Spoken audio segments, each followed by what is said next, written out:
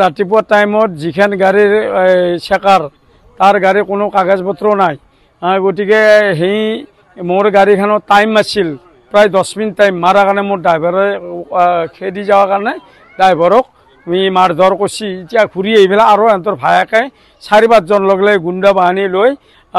মাছি তাক পইচা লাগে পইচা নিদিয়াৰ কাৰণে তাক মাছি দি পেলাই গাড়ীৰ গ্লাছ চালাছ ভাঙছি সিহঁতে মোৰ ড্ৰাইভাৰক চুৰি দি আনছি এইবিলাকে আজিজ আৰু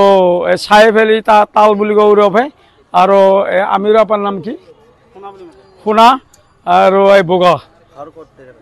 তাৰ ওপৰত একশ্যনটো কৰক আপোনালোকে তেখেতসকলে মুৰাৰ 3 নম্বৰ ৱাৰ্ডত সিহঁতে মাৰি ধৰি চব পলাইছি ড্ৰাইভাৰৰ পৰা পইচা কাঢ়ি নিছি হেৰি 14,000 টাকা লাইনে পইচা আছিল 14,000 মেডিকেল লৈ গৈছে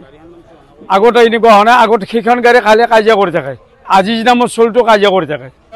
মানে গাড়ী কৰ্মচাৰী আগৰ গাড়ী মালিক আছে যে মানে অৱস্থা নাই গাড়ী চাৰি বিক্ৰী কৰি যে বেলেগৰ কাম কৰে মানে গুণ্ডা বাহিনীৰ দৰে কাম কৰে আৰু দাৰগুচি ধৰি কেনে মাৰছি